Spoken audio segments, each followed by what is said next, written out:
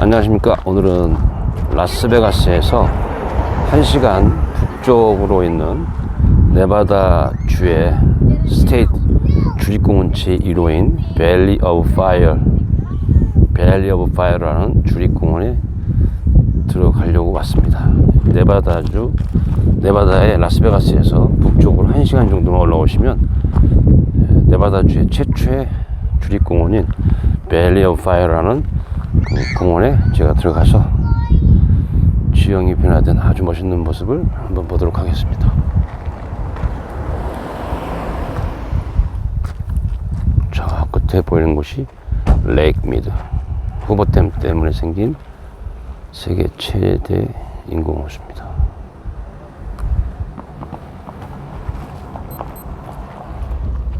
오늘이 발렌타인데이입니다. 여기는 이제 토요일인데 네바다주의 첫 번째 주립공원인 밸리 오브 파이어라고 하는 주립공원에 들어가기 위해서 이렇게 차들이 입장료를 내기 위해서 이렇게 줄을 서 있습니다. 원래 국립공원은 1년 멤버십이 있어 가지고 그 카드 사진을 올렸지만 그것만 가지면 1년 내내 그 어느 국립공원이든지 그 멤버십만 가지고 들어가면 되는데, 이런 주립공원은 각 주마다 틀리기 때문에 입장료가 있어요. 그래서 입장료를 내고 가기 위해 줄을 서 있습니다. 저 뒤에 불난 것처럼 계곡이 보이는 붉은 색깔의 그 불난 것처럼 보이는 제가 밸리 오브 파이어입니다. 주립공원 저 뒤에 보이는 거는 그 후보댐 때문에 생긴 세계 최대 인공호수인 레이크 미드입니다. 제가 이제 들어갑니다. 줄 서서. 저기 멀리 보이는 그 지붕이 있는 건물이 비즈니스 센터입니다. 저기 가면은 조그만 그 박물관 같은 게 있어가지고 오래전에 바다 미쳤다는 그런 그 원리와 그런 설명들이 돼 있고, 그 다음에 여기에 서식하고 있는 야생 식물들, 또 야생 동물들이 이렇게 그림으로 이렇게 전시가 돼 있습니다. 조그마한 박물관인데 오늘 연휴여서 그런지 사람들이 제법 많습니다.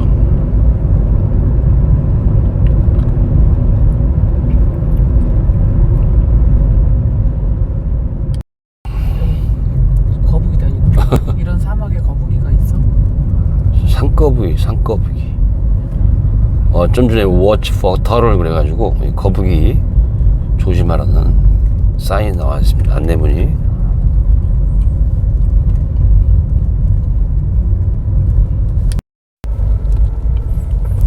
여기는 우리가 알고 있는 이런 선인장들도 자연적으로 서식을 하고 있습니다. 이렇게 우리가 영화에서나 많이 봤던 이런 선인장들이 이렇게 많이 심어놨어요. 이렇게.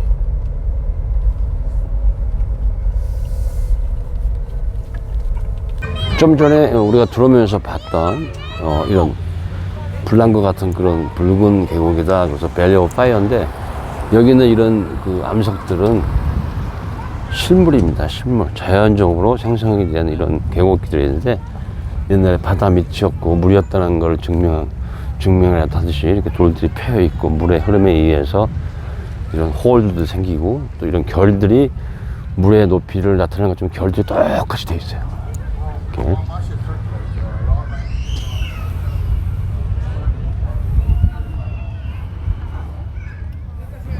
선인장들입니다. 여기에 서식하고 있는 이런 선인장들 같아요.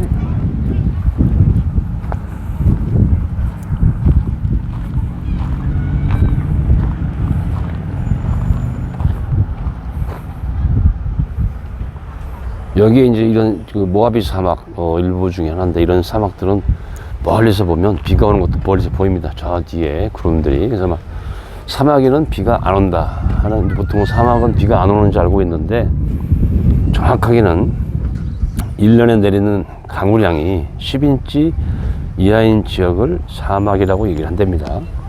1인치면 2.54cm. 그래서 1년 강우량이 10인치면 1년에 내리는 강우량이 25.4cm 미만인 지역을 사막이라고 표현을 할 수 있겠죠. 그러면 웰컴 투 밸리 오브 파이어 그래가지고 이 지역에 따라서 어느 지역에는 어떠한 모양을 하고 있는 바위가 있고, 또 여기에서 하고 있는 동물들에 대해서 이렇게 전시를 해놨습니다. 사진으로 선인장.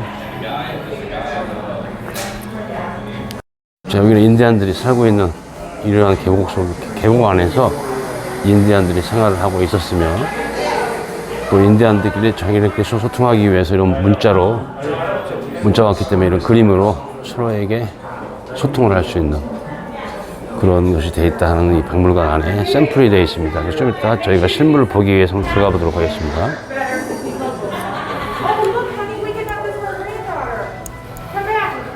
여기 보시면 From an ancient sea, Valley of Fire. 옛날에는 이렇게 바다 미쳤다고 하는 것 내용을 이렇게 얘기하고 되어 있는데, 여기 뭐라고 되어 있냐면 500 million years ago, this desert was a sea. 그래서 옛날에는 이렇게 바다 미쳤다는 거죠.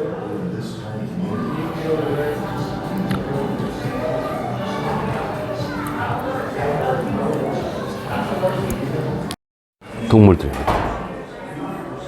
저 위에 고요대도 있고,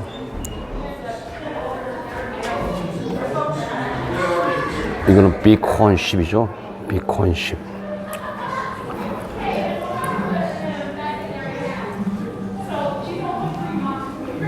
잘 생겼네.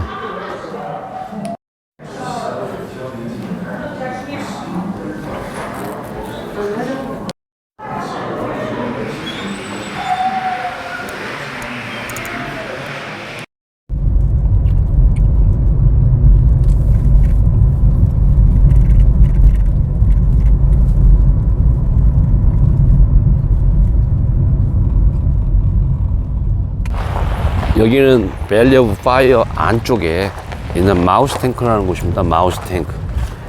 그래서 그 인디안들이, 옛날에 여기서 살았던 인디안들이 빗물이 고이게끔 해가지고 그 물을 썼다고 하는 그 탱크, 그 마우스 탱크입니다. 그래서 여기 인디안들이 살고 있었을 때는 자기네들끼리 서로 문자가 없고 언어가 없기 때문에 이렇게 부어로 표시를 했다는 말씀을 드렸는데, 그런 부어들이 옛날에는 자기 눈높이에서 서로 이 표시를 했었는데, 윤기적으로 계속 올라오면서 세월이 지나면서 높은 곳에서 부어들을 그려서 자기네끼리 서로 소통을 했던 그런 것들을 직접 보여드리기 위해서 한번 올라가 보겠습니다.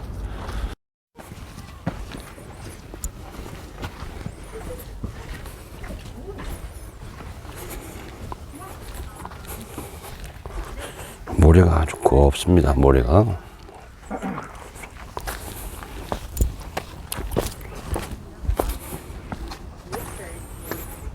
이런 데 서식하고 있는 이런 야생 식물들은 독성이 강하기 때문에 만지시면 안 됩니다.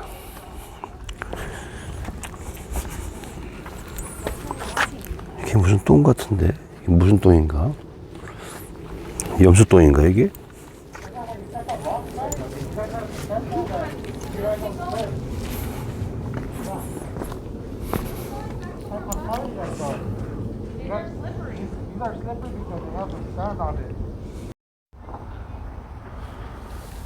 여기 보시면 그 부어 있잖아요. 부어 이렇게 그림 같은 거 그려져 가지고 다 뭐 비가 온다든가 이쪽에는 뭐 사슴들이 있다든가 이렇게 지금 부어로 표시해 갖고, 그죠?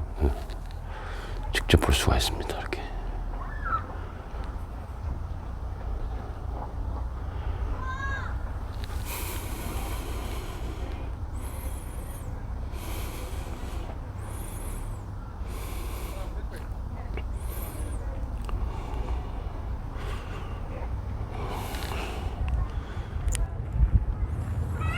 뭐 옛날에는 바다 미쳤던 지역이었고, 이제 올라오는 과정에서 이 물에 의해서 생겨난 이런 구멍들입니다. 홀들. 그래서 인디안들이 이런 홀들에서 불을 지펴서 살았다는 거예요. 이 사막에서.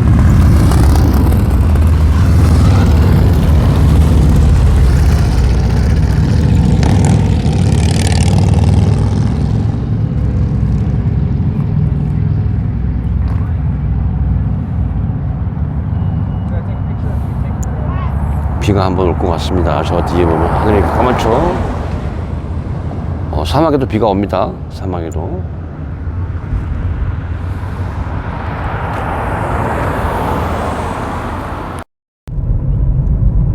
저희는 이제 레이크 미드 후보댐, 콜로라도 강을 막아서 생긴 후보댐 때문에 생긴 세계 최대 인공호수인 레이크 미드 호수 쪽을 향해서 가고 있습니다. 여기서 한 4마일 정도, 4.5마일 정도 가시면 이 모하비 사막이라고 하는 사막에 큰 멀리서 보면 바다 같습니다. 바다, 호수 같은 게 나옵니다. 그게 미드 호수예요. 콜로라도 강물을 막아서 생긴 후보댐 때문에 생긴 세계 최대 인공호수. 사막에, 모하비 사막에 저 끝에 비 오는 모습 보십시오. 멋있습니다.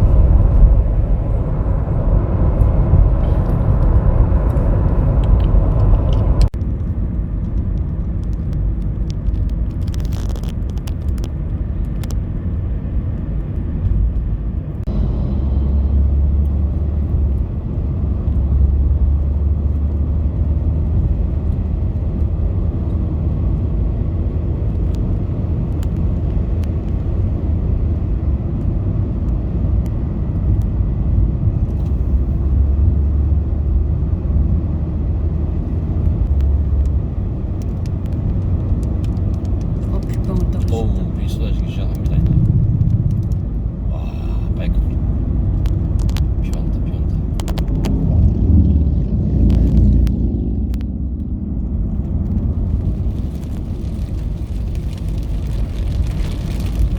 사막에서는 비가 한 번씩 오면 이렇게 막 몰아친다.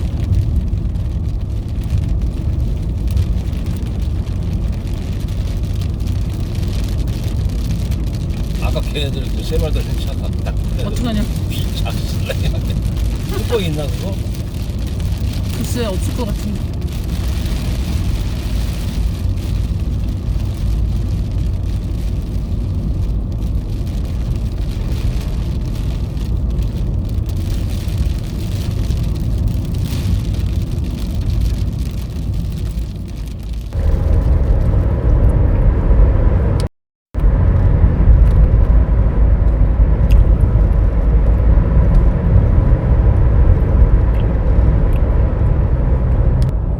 여기가 엑시트 2. 저희는 지금 네바다 주에 있습니다. 네바다 주에 있는데 콜로라도 강을 건너면서 네바다 주에서 애리조나로 바뀌어요. 여기 막아놨네.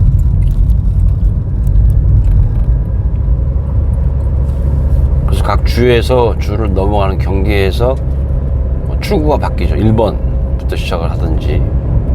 그래서 지금 엑시트 2, 엑시트 2번이라는 얘기는 2마일을 가게 되면 주가 바뀐다는 얘기예요. 아리조나주로 바뀝니다. 그래서 옛날에는 지금 이 다리가 생기기 전에는 후보댐을 건너면서 네바다주에서 아리조나주에서 네바다주로 이렇게 됐는데, 지금은 이제 그 다리가 생기면서 그 후보댐을 지나갈 수가 없고 그 위에 다리로 패싱해버리고 후보댐을 가기 위해서는 일부러 이렇게 따로 빠져나와서 내려갑니다. 여기는 이제 산양, 빅혼이라고 하는 동물이 여기에 굉장히 많이 서식을 하고 있어서 여름 때 여기 가시다 보면 이 절벽 사이로 이런 산양들이 막 다니는 걸 볼 수가 있어요. 근데 오늘은 여기가 지금 비가 막 내리고 그래서 날씨가 기상이 별로 좋지는 않습니다. 라스베가스는 바람이 굉장히 많이 불고 좀 날씨가 좀 쌀쌀하긴 한데 후보댐을 위에서 새로 생긴 다리에서 밑으로 한번 내려보다 보기도 하고 밑에서 올라가면서 브릿지를 한번 찍어보도록 하겠습니다. 그때 그 공사 때 많이 죽은 그 중국인 근로자들의 넋을 기리기 위해서 세계적인 청동 조각가 오스카 한센이라는 사람이 저렇게 천사의 날개라고 하는 걸 지었어요. 동상을 후보댐 1935년 준공. 그래서 이쪽에는 네바다 타임이 돼 있고 이 콜로라도 강을 건너면서 아리조나 주로 바뀌기 때문에 저쪽은 또 아리조나 타임이 또 써 있습니다. 그래서 옛날에는 이 후보댐을 통해서 차들이 다녔었는데 지금은 완전히 공원화 시켜가지고 후보댐을 보기 위해서는 일부러 여기를 들어와야 됩니다. 그래서 순수한 시멘트로만 시멘트 공학의 걸작품이라고 표현을 합니다. 여기 보면 아리조나 타임 되어 있습니다. 그래서 원래는 이제 1시간 시차가 있는데 서머타임을 실시하고 해제하는 것에 따라서 1시간 시차가 있기도 하고 없기도 합니다. 제가 지금 이제 잘 보이진 않지만 후보 댐을 건너서 아리조나주로 넘어왔습니다. 그래서 아리조나주의 아리조나는 몽달샘이라는 뜻을 가지고 있고, 아리조나주의 주도는 피닉스라고 합니다. 피닉스, 인디안 불사조라는 뜻을 가지고 있다고 합니다. 그래서 저희는 이제 콜로라도 강을 건너서 아리조나주로 넘어왔는데, 그 후보댐 쌓이는 꼭대기까지 올라가 보겠습니다. 위에서 밑을 잠깐 내려다볼 수 있습니다. 후보댐입니다.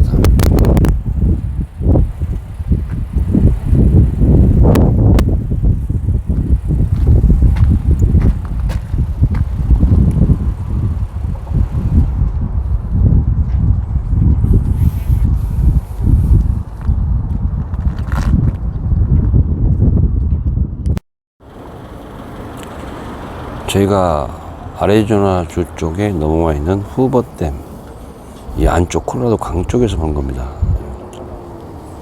저 위에 브릿지 보이죠? 큰 하얀 다리, 저 다리가 네바다주에서 아리조나주로 지나는 다리가 생겼습니다. 오늘은 여기 라스베가스 지역하고 후버댐 이쪽 지역에 그 바람이 많이 불고 해가지고 콜로라도 강에 이렇게 물결이 치는데, 이 콜로라도 강, 이 블랙 캐년이라고 하는 이 협곡 사이를 흐르는 콜로라도 강을 막아서 만든 후버댐 때문에 생긴 이 세계 최대의 인공호수 레이크 미드하고 연결이 되어 있는 부분인데, 이 하얀 부분은 겨울에 눈이 오고 비가 오고 해가지고 이 콜로라도 강의 수위가 후버댐 으로 막았기 때문에 저 위에만큼 다 수위가 차 올라와 있었다가 이 콜로라도 강물을 갖다가 끌어내서 농수와 식수를 해결하는 그런 시스템 때문에 물이 저만큼 빠져나간 거죠. 그래서 멀리서 볼 때 하얀 부분은 물이 다 찼을 때 저만큼 이따가 이 하얀 부분만큼 물이 빠진 상태입니다. 그래서 이쪽 1931년도에 착공을 해서 1935년도에 준공이 된 후버댐입니다. 그 당시에 그 공사 현장에 동원이 된 근로자들이 주로 중국 사람들이었는데, 그때 중국 사람들이 후버댐을 건설하면서 많은 사람이 희생을 입었어요. 죽었다는 얘기죠. 그래서 세계적인 청동 조각가 오스카 한센이라는 사람이 이렇게 천사의 날개라고 하는 이렇게 추모비를 이렇게 세웠습니다. 그래서 후버댐은 1929년도에 증시가 폭락하면서 미국 경제가 이코노믹 크라이시스, 경제 공황이 왔을 때 후보 대통령이 자기 나라 경제를 살리기 위해서 만든 프로젝트 중에 하나가 바로 후버댐입니다. 1931년도에 착공을 해서 1935년도에 준공이 됐는데, 1935년도에 준공이 돼서 당시에는 루스벨트 대통령으로 바뀌죠. 그래서 그 루스벨트 대통령이 후보 대통령의 업적을 기리기 위해서 댐의 이름을 후버댐이라고 붙였고, 저 위에 다리는 지금 몇 년 전에 생긴 다리인데, 아리조나 주하고 네바다 주를 옛날에는 후버댐을 통과를 해서만 갔지만 저 다리가 생김으로 해가지고 그냥 지나가 버립니다. 그래서 후버댐을 보려면은 일부러 이 엑시트 넘버 2로 해가지고 빠져나와서 따로 내려와야 돼요. 저 다리는 그 건축 공법이 굉장히, 처음에 저 다리를 만들었을 때 이슈가 된 다리인데, 저 꼭대기 한번 올라가서 밑으로 후버댐을 한번 찍어 보겠습니다.